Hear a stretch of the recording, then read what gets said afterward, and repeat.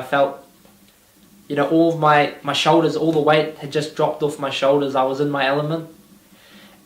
And then time actually slowed down, and I actually saw my own teammate coming from an offside position, and I don't know how it happened, but somehow he fell and his head just smacked into my good knee, the knee that had nothing wrong to it, and he ripped all the ligaments in my knee, and I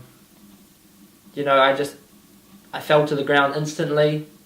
I knew it was bad, and just the thoughts went through my head was, you're a failure, you're a disappointment, and you're never going to achieve your goal of being a professional player.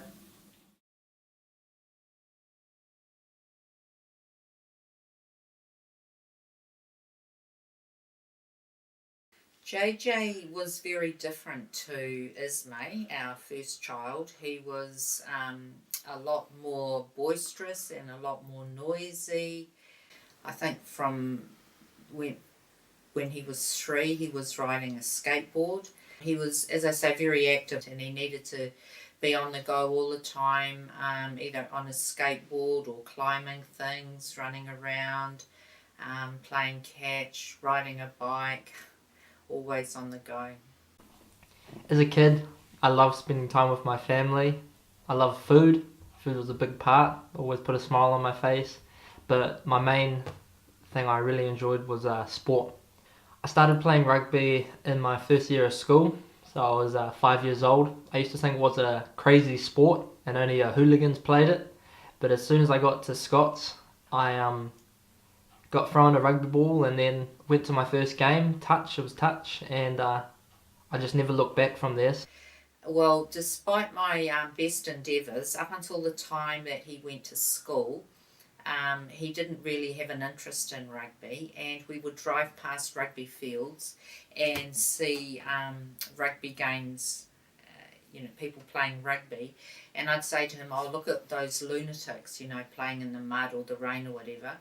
And he would agree and say, yes, look at those lunatics. But then as soon as he went to school, that all changed. And from then on, there was no looking back. There were no more lunatics. I was promised I'd be back playing within 8 to 10 weeks. So when I was fifth form, when I was 16, I didn't think much of them.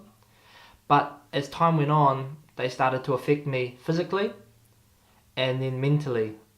I remember JJ's presentation was quite unusual for his age, because he did have quite marked muscle definition at an early age, and he presented with symptoms and signs for a particular problem, compartment syndrome, which is unusual in someone that young. But as it turned out subsequently, that was what JJ's condition was.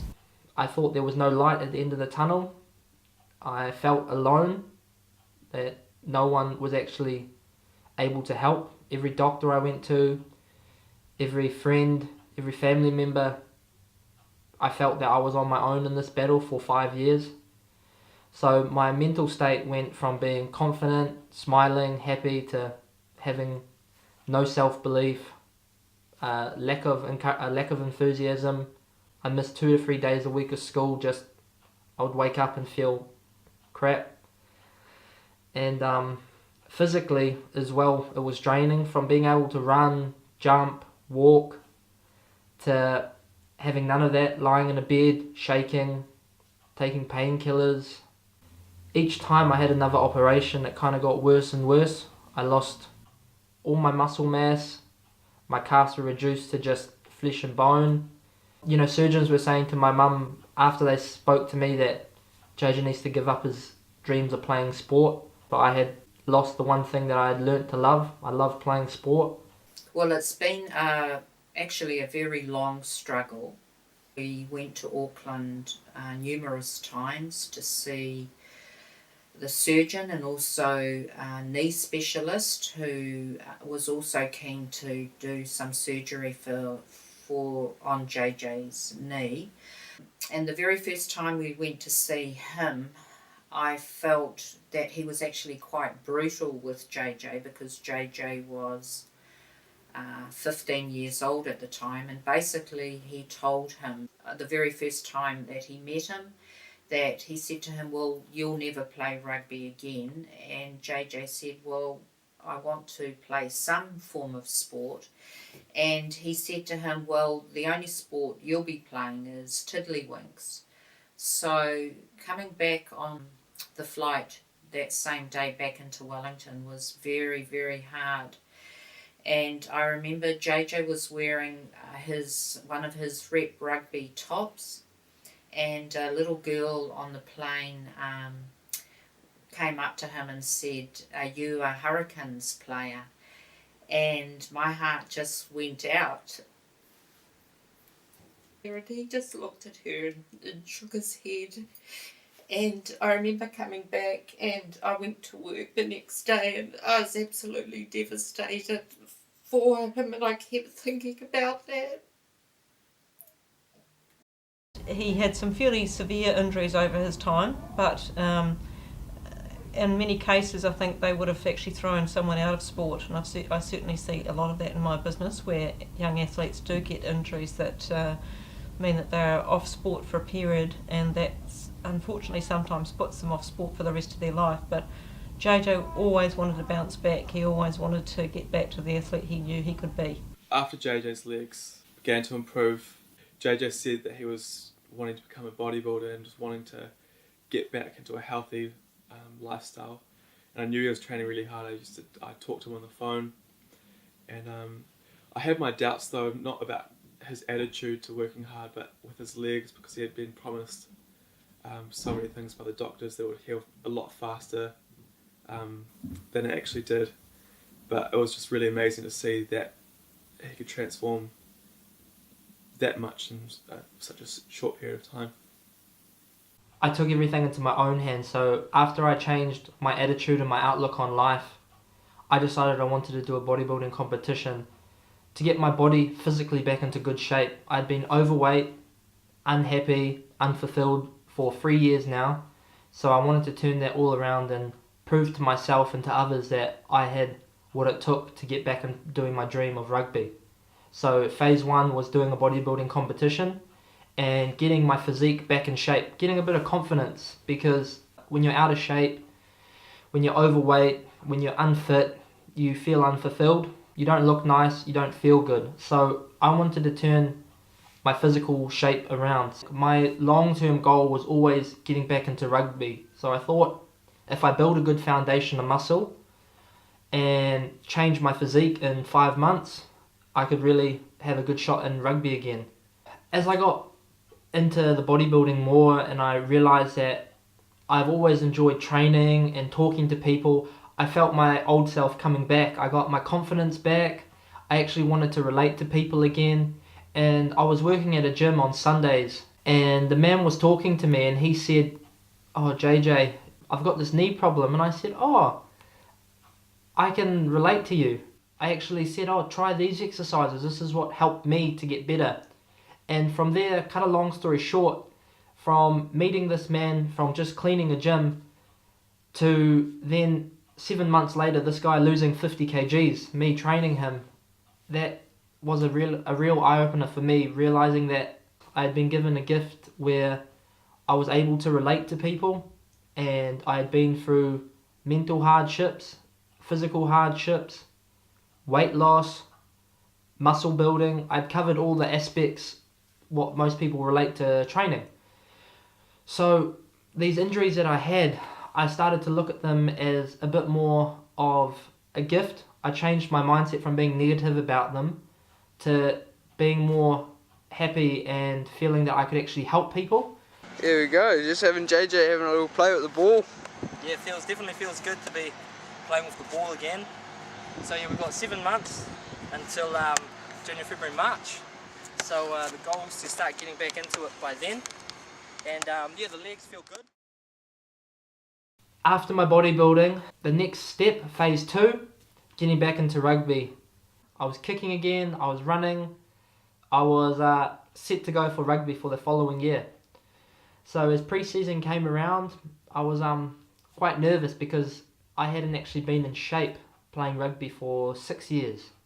So it was pretty special. I felt quite good. I felt myself personally that I was ready to be able to make my career, a professional career in rugby. I felt myself that I had been through all the hardships that were necessary. So I put personal training and all that other stuff aside again, and I solely concentrated on rugby. In our first game of pre-season, I was quite nervous. I actually started crying before the game because it just hit me that for 6 years I couldn't do this, and it was quite special. I was in my Paniki colours, my old team's colours, and got on the field. I had my family and friends watching me support, and the first 15 minutes of that game, somehow unlucky injury happened. One of my own teammates, his head smacked into my good knee and ripped all the ligaments in my knee, and from being happy and excited about playing, my worst nightmare had reoccurred. So as soon as that happened, all that flashed through my head is that that you're useless, and that these things aren't meant to work out for you. So that was quite hard, going home and being homebound again for 3 months.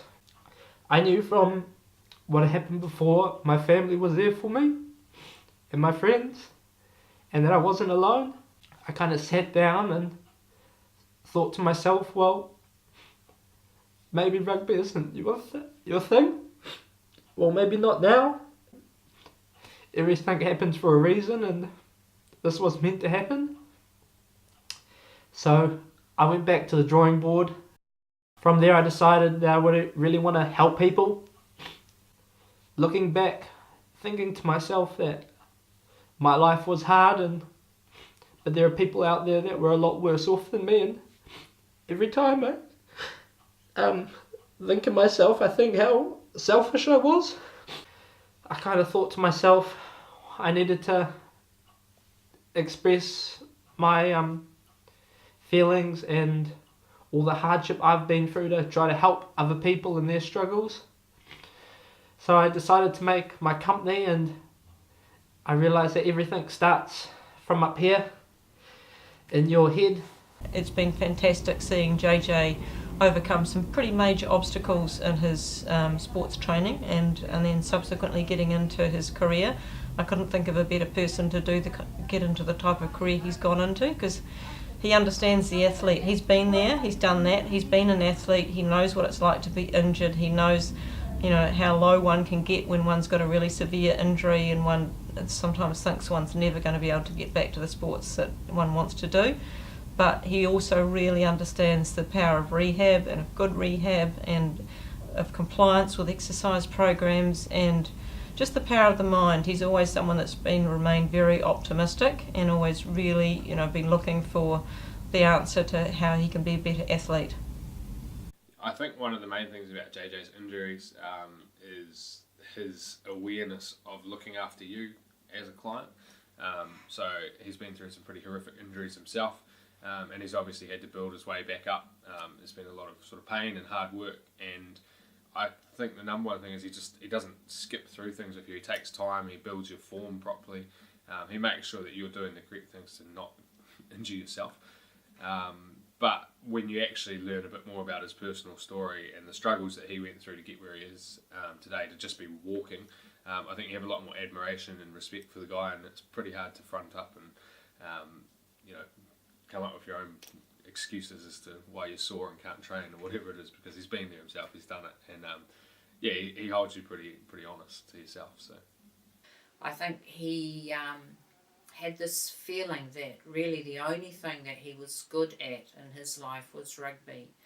So when he wasn't able to play, I guess for him, he must have felt as if the whole ground under him had just fallen away, and he was quite lost. But it took quite some time, and I'm not saying it was easy, because he very much had his ups and downs, but getting to where he is today, I look back with pride at what he's achieved. I started Mindset with the goal of helping others. From I myself felt down, I felt lost, unfulfilled, no energy, overweight, and I know there are other people out there, especially in New Zealand, that feel those ways. We have the highest under teen suicide rate in the world, super high in obesity, and just you can see people want to change, and I wanted to change myself. And with Mindset, I understand I really want to help other people achieve their life goals, to being able to do their hobbies again, being able to enjoy themselves, to learn about food, to be educated. And I just want to help people to smile, because through my hard times I forgot how to smile, and I think that's really important, teaching people to be happy in everything, to waking up feeling they have a purpose, and that's what I want to achieve from Mindset. So from combining physical activity and nutrition and having structure in your day and just feeling that you feel fulfilled and you have a purpose in life, those are the reasons why I started Mindset. And if I can help people achieve that and seeing people smile, that always makes me feel good.